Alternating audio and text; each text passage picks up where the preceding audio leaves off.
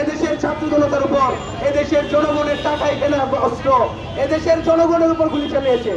আমার রাষ্ট্রের বাহিনীগুলোকে, প্রত্যেকটা বাহিনীকে কলঙ্কিত করেছে আওয়ামী লীগ।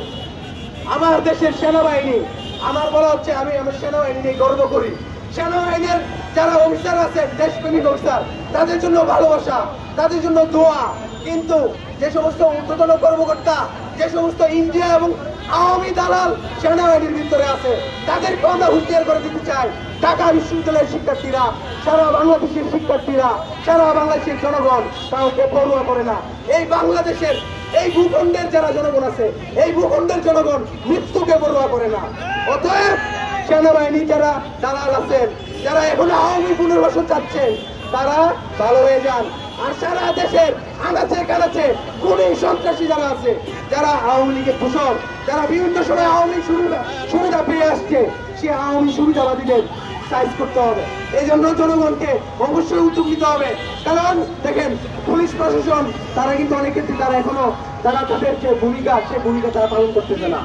এই জন্য আমরা বলতে চাই, প্রিয় জনগণ, প্রিয় আমাদের দেশের যত বেশিরভাগ বিরোধী রাজনৈতিক দলগুলো আছেন, সবাইকে বলবো আপনারা ঐক্যবদ্ধ হন, আপনারা এক জায়গায় আসুন, এক কাতারে দাঁড়ান।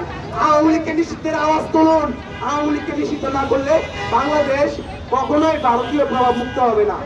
আওয়ামী লীগের এজেন্টরা, ভারতের এজেন্টরা বাংলাদেশের প্রত্যেকটি জায়গায় তারা গাঁটটি মেরে বসে আছে। সেই আমরা ভেবেছিলাম গণঅভ্যুত্থানের পরে এই সমস্ত গাঁটটি মেরে থাকা ভারতীয় দালাল, আওয়ামী দালালরা তারা লেজ গুটিয়ে পালাবে।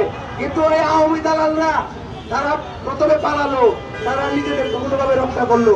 পরবর্তীতে তারা দেখেন এখন সারা দেশব্যাপী একটি ষড়যন্ত্র শুরু করেছে। সারা দেশে তারা একটি অরাজকতা সৃষ্টি করেছে।